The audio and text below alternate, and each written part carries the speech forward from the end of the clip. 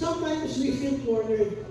Isa, nasa kanto ka na, nasa sulong ka na, hindi mo lalang ang gagawin mo, your back is against the wall, and you don't know what to do, you feel overwhelmed with a lot of problems, maraming mga problemang halos ay lulukin ka na ng mga problema, hindi mo alam ang gagawin mo. At sabihin mo, nanghihina ka na, wala ka na magagawa, kaya ang nangyari yun, hindi mo na alam ang gagawin. Pero, katulad ni Prophet Elisha, ang prayer niya, Lord, open the eyes of thy servants. Lord, buksan mo yung mga mata ng aking alam. At nakita niya na marami pala, mas marami mo pala ang nakataibot, karwahe ng mga sundalo at army of the Lord sa kanila, kaya sila ay hindi mapapahama. Alam niyo, si Helen Keller ay isang Amerikano na manunulat. At the age of 19 months, nawala ang kanyang pandinig, nawala ang kanyang paningin. At sa kabila nang siya ay mayroong kapansanan, siya ay sumulat ng 14 na aklat at siya ay naging lecturer sa mga disabled people. Ang tanong sa kanya ng isang media, ano ang masasabi mo sa mga taong may mga paningin? Sabi niya, the worst, sabi niya, the worst thing that can happen to a person is to have eyes but having no vision. Kung niya pinakamasama, pwede mangyari sa isang tao, sabi ni Helen Keller, ay magkaroon ka ng paningin o ng mga mata, pero wala kang pangitahin. Maybe your eyes are open, marami ang mga mata mo ay bukas, pero nakakita ba talaga sila? O nakikita mo lang ay mga kapansanan o kaya ay kapintasan ng ibang tao. How are you? Kumusta ang iyong mga mata? Are your eyes really open? Bukas ba talaga ang iyong mga mata? Tanong ka kagabi mo, bukas ba yung mata mo? Bakit hindi mo nakikita ang aking kagandahan? Sabihin mo sa kanya. Bakit mo nakikita ang aking kabubuyan? Baka yung mata mo ay hindi bukas. Kasi ang alam ko sa pagiging waga ay yung open eyes. Yeah. So, are your eyes open? Mga bukas ba ang iyong mga mata? Alam niyo yung taong in love, nakatuwa sa mata niya sa isang tao lang. Kung yung sino nagpapatibok na kanyang puso, doon lang siya nakabukas. Pero yung iba, kahit na ano sabihin nila, uy, wag mo yung pansinin kasi drug addict yan. Sarado ang kanyang mga mata. Ang nakikita niya lamang ay magigandang bagay kung sa kanyang marahil ay iniirog sa kanyang puso. Kaya ngayon, ulitin ko are your eyes open? Bukas ba ang ating mga mata? Ngayon, malalaman natin kung ang mga mata mo ay nakabukas. So, bubuksan natin sa aklat ng ikalawang mga hari, Kapitulo 6, 13 hanggang 20. So, verses 13 to 20 ng chapter 6 of the book of 2 Kings. So, if you have your Bible, samahan natin. Ito yung kwento na babasahin natin. Pero ito yung kwento na ito naman nila. Para ito na idea kayo kung paano yung nangyari. So, go find out where he is. Sino may sabi niya? Si King Aaron. Hinahanap niya si Elisha kung nasaan. Sapagkat siya lang niya nagsasabi kay King Joram. Sino si King Joram? Yung hari ng Israel na aangusin kayo, huwag kayo nataas sa ganitong lugar, huwag kayo sa ganitong lugar, sapagkat papatay kayo ni King Aram. Dahil hindi nga nila mahuli itong mga grupo ni King Joram ng Israel. Ang nangyari, nagalit sila doon sa nagsasabi kay King Joram, si Prophet Elisha.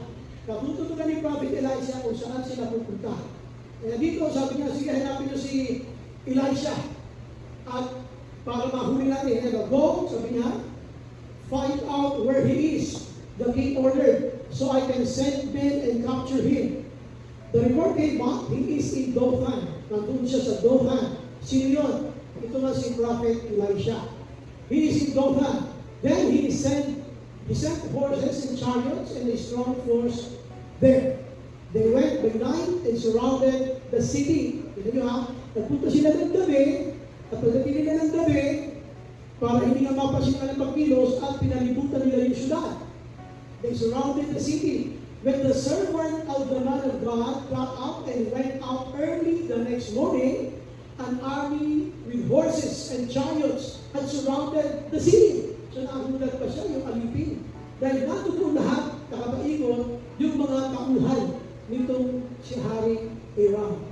So ano sabi niya dito? Pag binasa niya, sabi niya, "Oh no, my Lord! What shall we do?" Natakot siya. Kasi napapaikutan na siya ng maraming mga kagayuan at sigurado na ang pagkahuli, pagkabiyan at pagkawakan.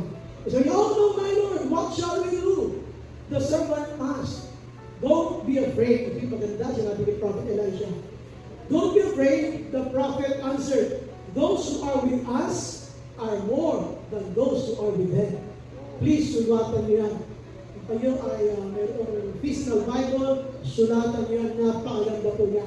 Yan ang pinala dyan sa mga verses na yan. Kaya yan po ay marami ang nakakatanda ng kwento mo yan. Ulitin ko, ang sabi ng kanyang prophet, si Propeta Eliseo, "Those who are with us are more than those who are with them." So, mas maraming sila na sumasa atin kaysa sa kanila na magkakasama.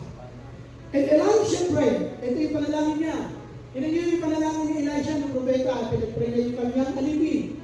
And Elisha prayed, "Open his eyes, Lord, so that he may see."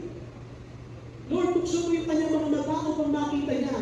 Tumisan, pag marami na tayong mga problema, hindi na natin makita ang mga pagkilos ng Panginoon because we are overwhelmed. Kaya dito, ang sabi niya, "Lord, buksan mo yung mga mata ng aking alipin." Then the Lord opened the servant's eyes, and he looked and saw the hills full of horses and chariots of fire all around Elisha. So dito nakita nyo na doon sa mga nakapaikot na mga tauhan ni King Aram, sa likod noon ay nakapaikot naman ang karwa-karwahing mga katayuhan na siyang mga nagbabantay kay Propeta Elisha. Kaya sabi niya, dahil hindi nga niya makita, in his physical eyes, he cannot see yung servant. Kaya ang sabi ni Prophet Elisha, "Lord, open the eyes of my servant." Upang yung nakikita ko, ay makita niya rin. Lumisan, alam nyo, para dito sa ating church, alam nyo kung ang tatanungin nyo ay ang mga deacons, kami, sama ko. Dahil sa hirap, pagbuo ng pagbayad natin ng rent, minsan parang gusto na rin namin nababas na nga tayo. Pero dahil alam namin na ito ay plano ng Panginoon, we stay. Kaya kahit minsan nahihirapan tayo, we stay and still the Lord is providing for our needs. Para natin ang Panginoon. So dito, so nakita ninyo, bakit nag-i-stay? Bakit nag-i-stay? Because we see God's hands that others do not. So pag nakikita namin ang mga kamay na pagkilos ng Diyos, na hindi nakikita ng iba, kaya yung iba na hindi nakikita yun, sila ang iba ay maalis, iba na discourage, iba ayaw ko na nga, sa conscience na ako. Pero dito, ang prayer ko sa Lord, open the eyes of all the members of JCIWC upang makita nila yung mga bagay na hindi nila nakita. Dito sabi ng Bible, "Then the Lord opened the servant's eyes, and he looked and saw the hills full of horses and chariots of fire all around Elisha. As the enemy came down toward him," nung papalapit na sa kanya, yung mga kalaban, para na sila humihin, bihagis at patay. As the enemy came down toward him, Elisha prayed again to the Lord. Ano ang prayer niya? Hindi naman para sa servant niya, para doon sa mga umatake sa kanila. Ano ang prayer niya? Sabi niya, prayer niya, "Strike this army with blindness, Lord." Lord, punagin mo ang mga tao niyo. Ano ang prayer na gano'n eh? Sabi ko sa katabi mo, gusto mo pag-pray na? Pwede mo naman pray na gano'n eh. So dito, ano nangyari?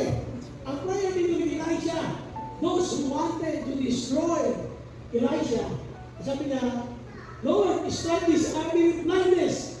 So the Lord struck them with blindness as Elisha had asked. So binulat na ng Panginoon ang mga tao ito katulad ng panalangin ni Elisha. Elisha told them, "This is not the road." Hindi ito yung road na gusto yung puntahan. This is not the road and this is not the city. Follow me. Ito yung sinasabi niya. Kaya sinasabi, follow me, kasi magulang na. Nagulang na. They were struck with blindness. At dito, sila ngayon ay sinabihan ni Elisha. Si Elisha na gusto nagpatayin at ulihin, siya yung nagsabi, "O sige, sumunod kayo sa akin at dadalahin ko kayo."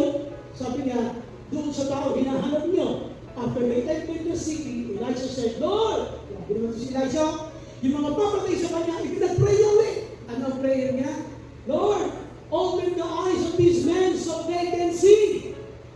Ano na nangyari ngayon? And the Lord opened their eyes and they looked, and there they were inside Samaria. Question. E bakit sila napunta sa Samaria? Ang Samaria, ang kampo nito si Prophet Elisha. Dinala niya sa mahal na hari yung mga taong nagtatangka sa kanyang buhay dahil hindi na nila alam, bulag sila, sunod lang sila ng sunod. Natuklasan na lang sila, nung pinag-pray na mabuksan ng mga mata, nasa halaman pa sila, nasa kampo sila. Ngayon, pagka yan ay tinuloy ng basa, ang sabi ni King Joram, ano gusto mo gawin mo dito, Prophet Elisha? Gusto mo magpatayin mo sila? At tinuloy niya na, wag mo sila papatayin. Pakainin mo sila. Ano ginawa ng Prophet Elisha? Pinakain pa. Pinuksan na yung mga, pinakain pa. At ang time ng Bible, there was a feast. Nagkaroon ng pista. Ay, dahil kinain mo ngayon. At pagkatapos, at saka sila pinauwi ng payapa. They've been killed. They could have been killed by Elisha at yung sa mga nila sa Samaria. Pero hindi niya ginawa. Ngayon, gusto kong tanongin kayo, talaga bang bukas ng mga mata? Kasi alam niyo, yung Kristiyanong bukas ang mga mata. Hindi mo nila, yung Kristiyanong bukas ang mga mata, eh, pag-uusapan natin yung mga palatandaan na ang iyong mata ay meron ng bukas. Sabi, nakikita mo nga ang mga pagkilos ng Panginoon. So how sure are you that your eyes were open? Anong katiyakan mo na ang iyong mga mata ay nabuksan na? Ngayon yung mga nabuksan ng mga mata, ito yung mga palatandaan. So, puntaan natin yung first main point. So, ikwento natin kanina, bago gumising, yung alipin, yung servant, dito si Eliseo o Elisha, at nagulat na lamang siya, sabi niya, oh no, my Lord! What shall we do? Nagpanic. Why? Because their backs were against the wall. Kasi sabi ko na, kung minsan magkakita tayo na malaking problema, nakapal sa malaking problema, we do not know what to do. At dito, ang maganda lang dito, ang sabi ni Elisha, don't be afraid, huwag ka matakot. Dahil, ano ang kanyang sagot? The prophet answered, those who are with us are more than those who are with them. Ang ganda nito, sapagkat sabi nga, mas marami yung suma sa atin kaysa yung mga suma sa kanila. Mas marami suma sa atin. Why? Yun, hindi ko makita. Nitong kanyang servant, hindi ko makita. Kaya nag-pray siya, Lord, open the eyes of this servant.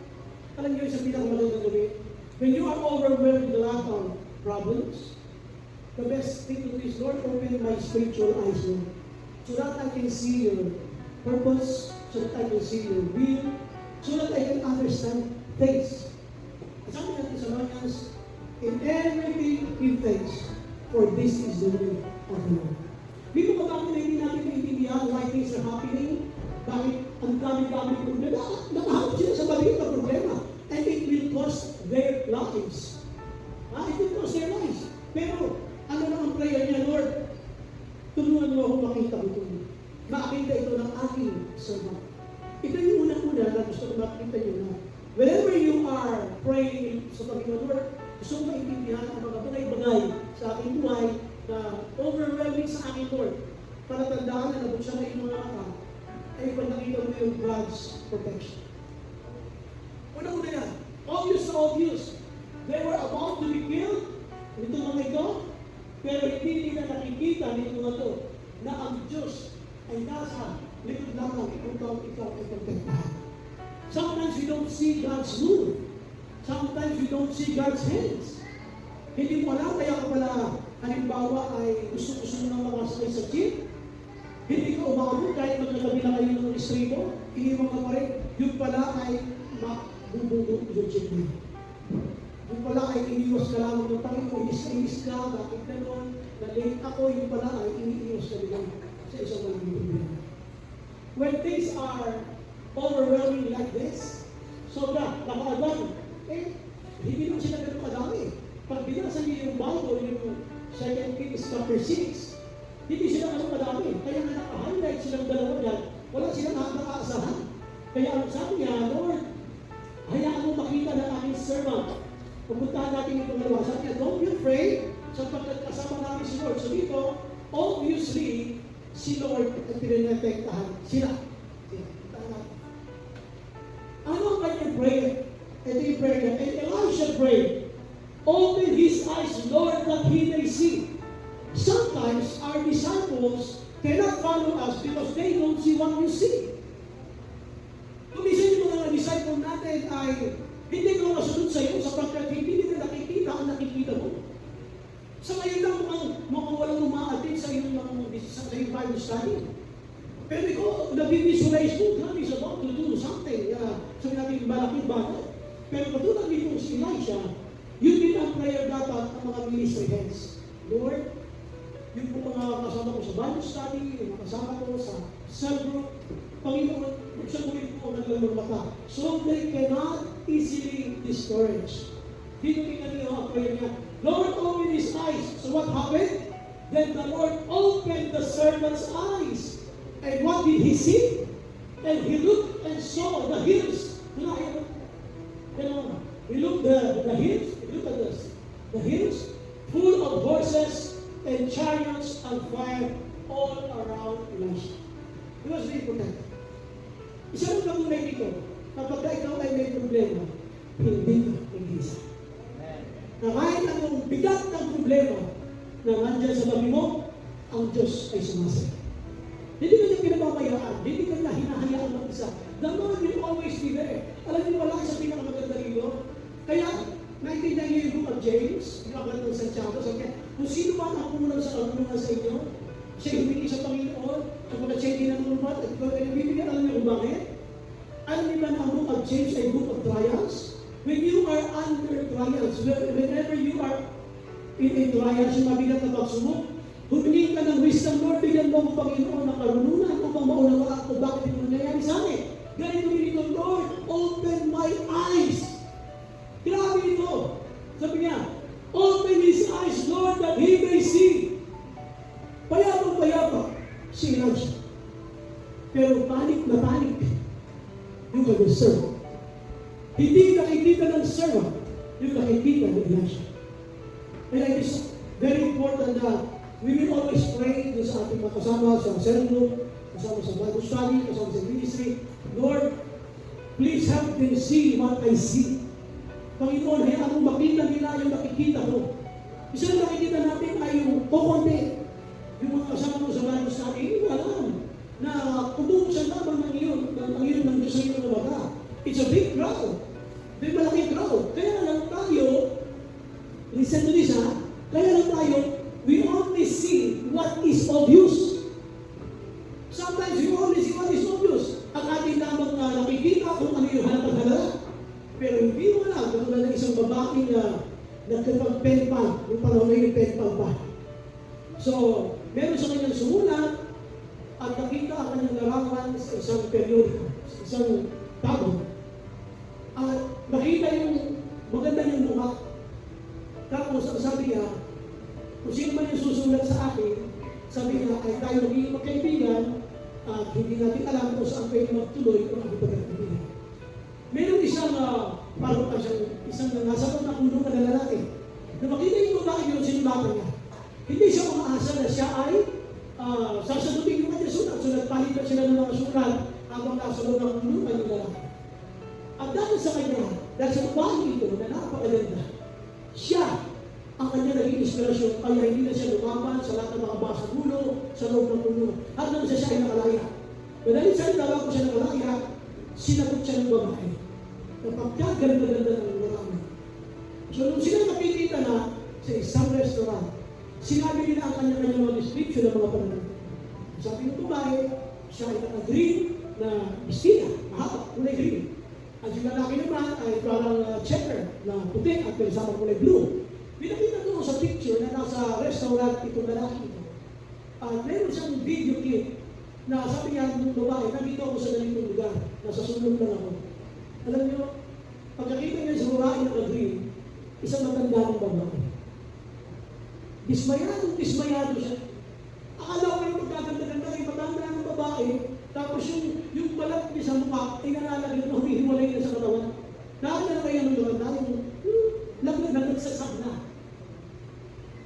Sabi niya, maganda siya, bakit gano'n? So, madaling salita, hindi niya alam na nabitan niya o hindi. Pero dahil nga, sinagot na siya, sa loob ng kulungan, maganda naman na naging resulta sa kanyang buhay, kaya siya nakalay. So, kinabitan niya yung babae, at sinabi niya, are you Claire? Claire kasi pangalan ng babae. Sabi niya, yes. Tapos sabi niya, are you Jervy? Siya yung pangalan ng lalaki, nakulong si Jervy. So, sabi niya, ay Jervy.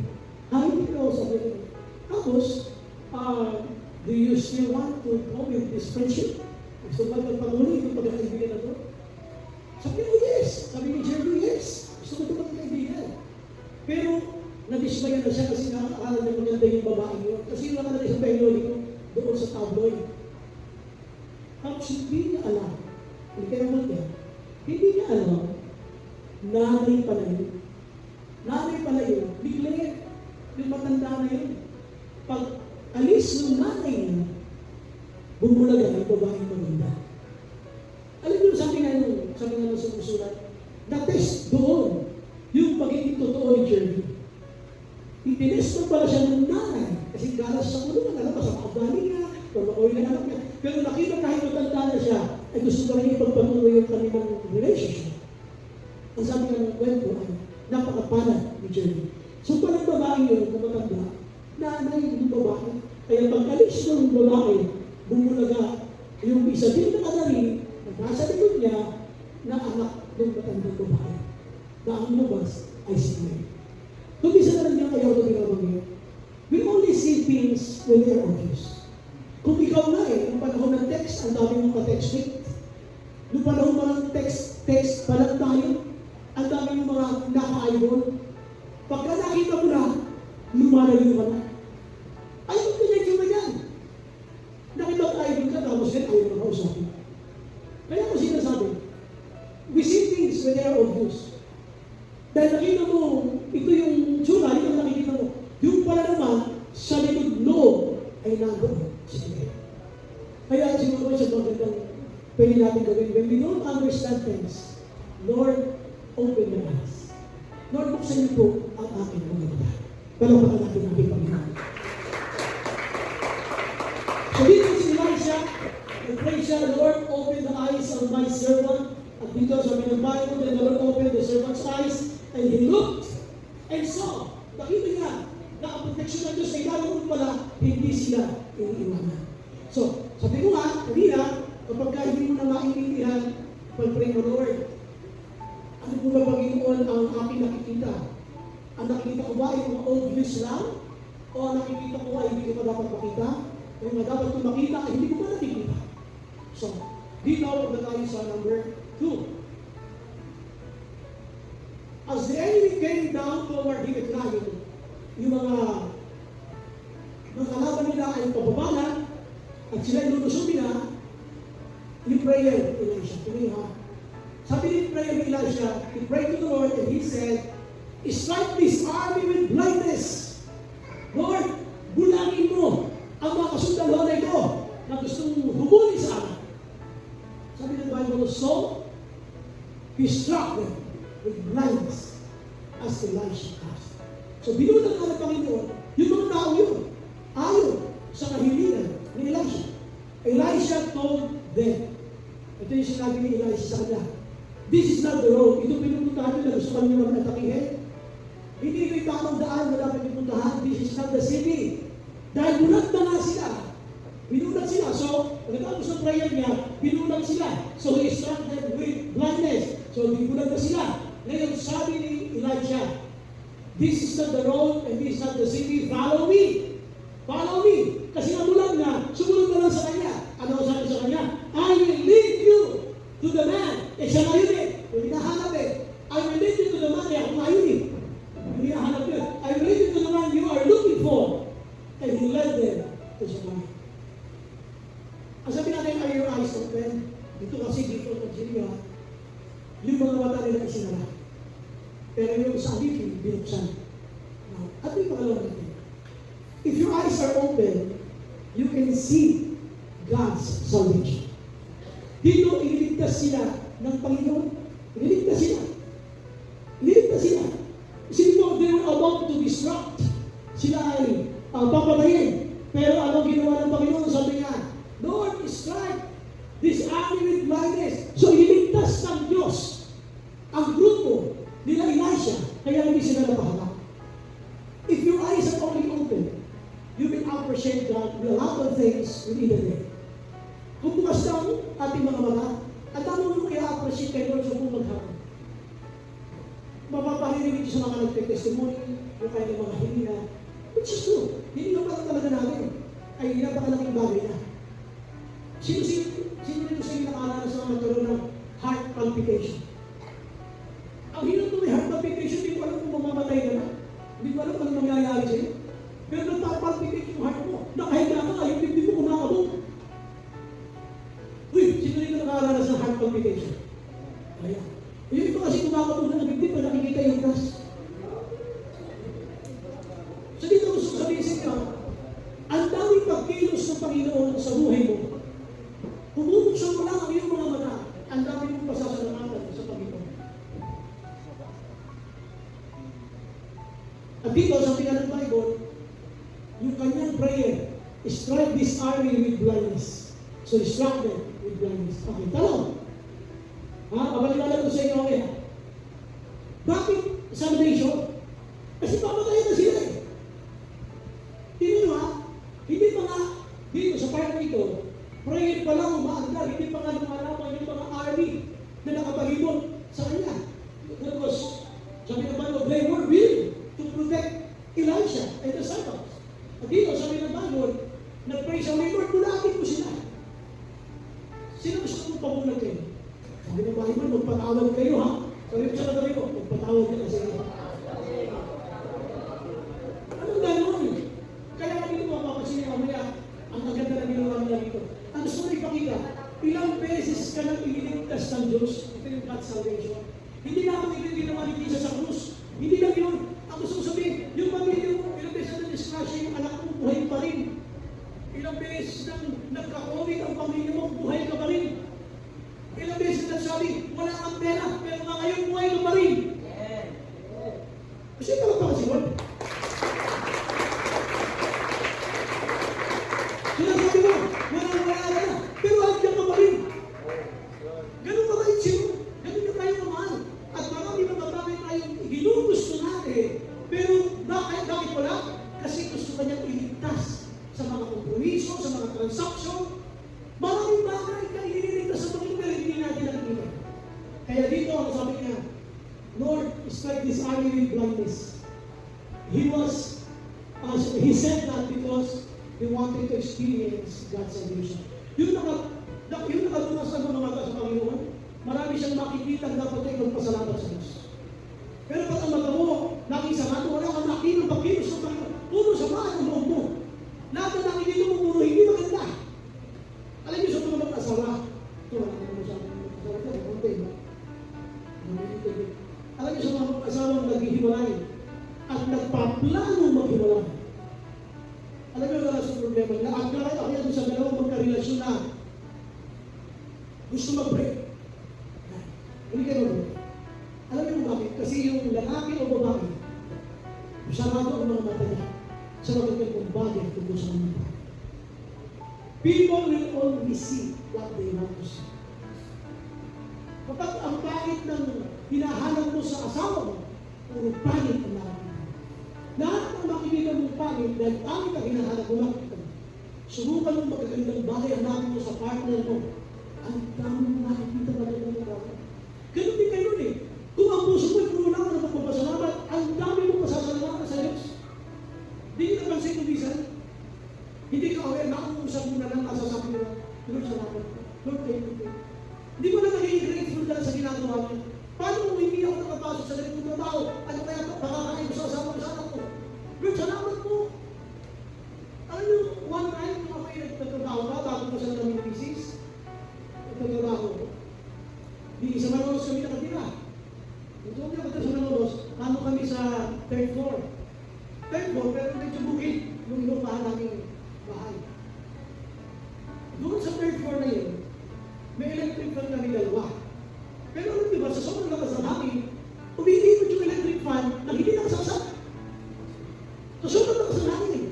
Kaya, nung mahiga ako, umiikot yung electric fan na sobrang lakas ng hangin. At that time, kabibili lang namin ng kutsyon. Alam niyo, sabi ko, Lord, salamat po, pero kami kutsyon. Yun ang very grateful yung heart ko.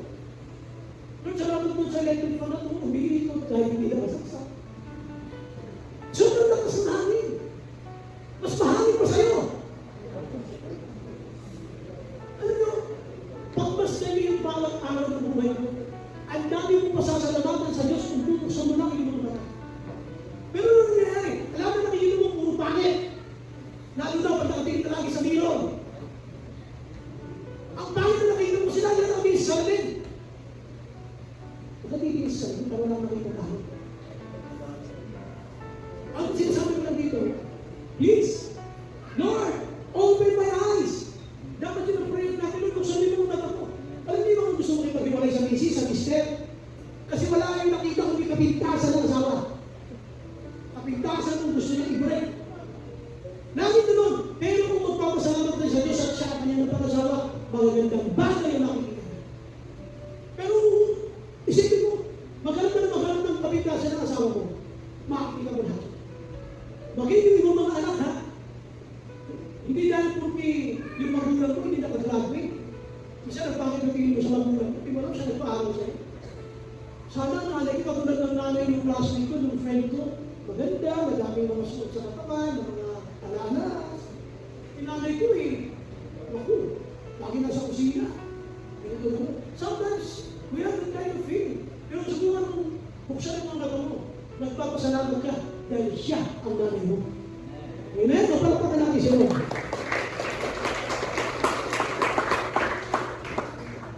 So, punta tayo ngayon sa pangatlo. After they entered the city, ito na. Ano yung sinasabi after they entered the city? Di ba sabi niya, follow me. Bilang na kasi sila eh. Kaya hindi na nila alam ang daan. Kaya sabi niya, follow me.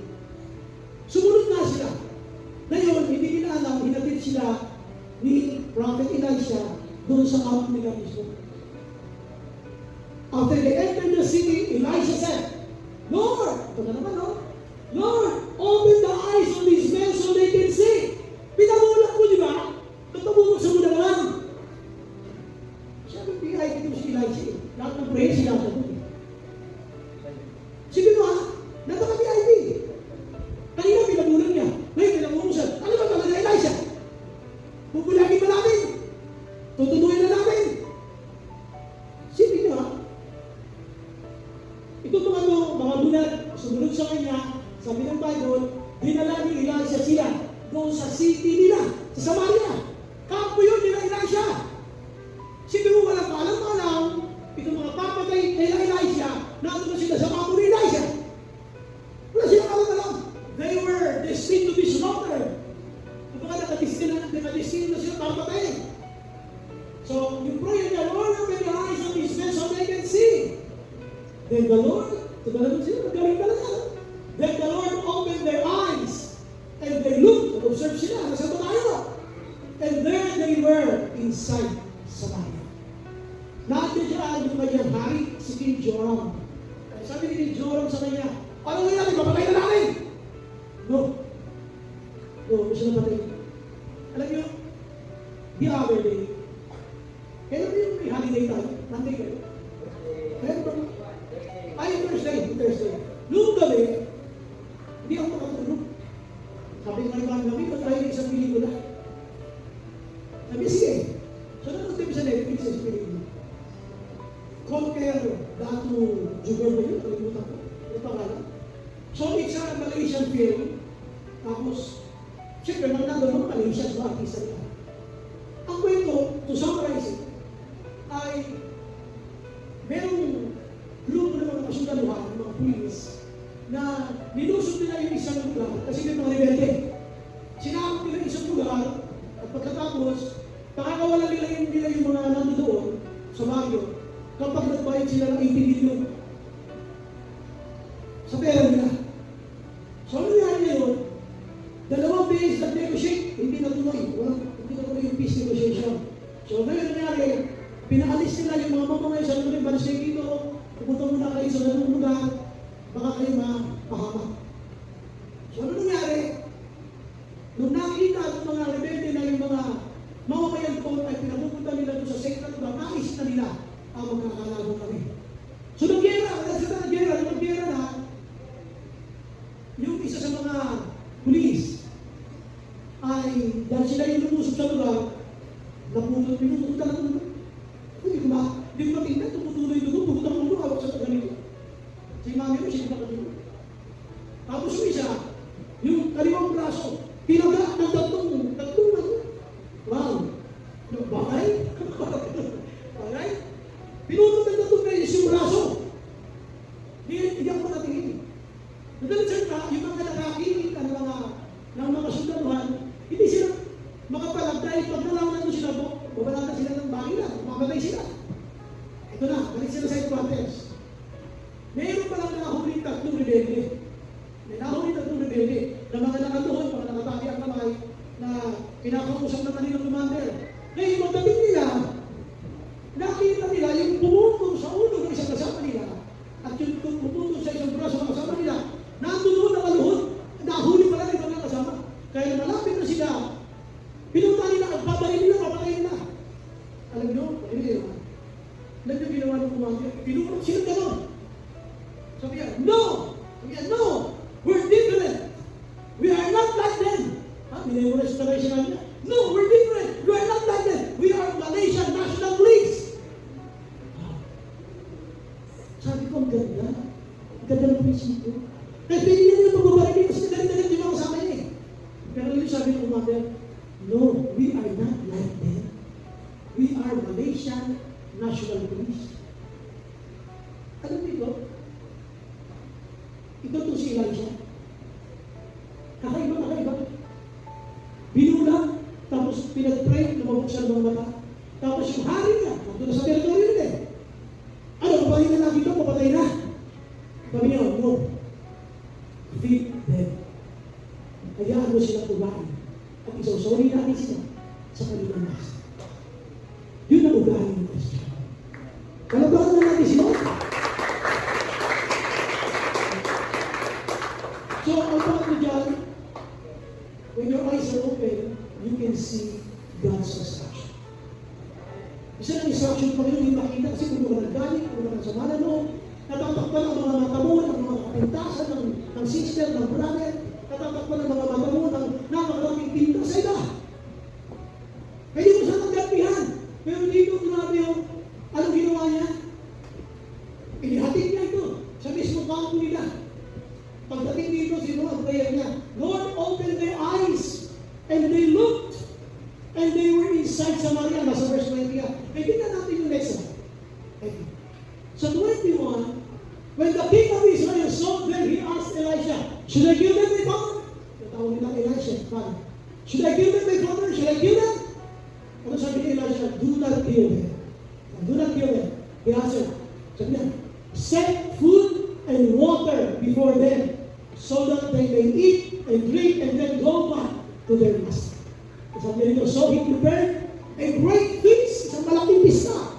Malaking pagdiriwa, kainan. So he prepared a great feast for them, and after they had finished eating and drinking, inuman pa wala. He sent them away, and they returned to their master. Napakaganda na maging plano ng Kristiyano. Isa pagka ang mata natin ay puno-puno ng pinta sa kapwa, hindi ko makagawa ng mabuti sa kapwa. Dito sa aking Bible, kung binasa ninyo, ina-expect ni King Joram na ipapapatay ni Elisha. Pero sabi ni Elisha, no. Isa, parang natin natin, parang tayong pinipray sa ulo, ginawa ka naman ng pangit, hindi mo magantihan. Kasi yung prinsipyo ng Bible na nagkakaiba eh. Kaya dito sabi mo, minsan nagkakatay, bagkus, pakainin mo sila. Bagkus, pakainin mo sila. At gumawa sila ng maraming pista para sa kanila. At papayabang pinauwi doon sa kanilang hati. Yun ang ugali natin ng Kristiyano. Pag mayroon mga nakikita na ito, kaya hindi marinig, hindi makita ang instruction ng Panginoon. Kapag ang mata mo sarado, gusto mo gumante, galit ka, masama ka ng po. Wala kang magandang makilos ng Diyos. Maging ang instructions ng Panginoon, pinananag-pinanag natin. Kasi gusto natin, ma-please ang sarili natin. Kaya dito pag binasa niyo, napakaganda na yung instructions nakita niya.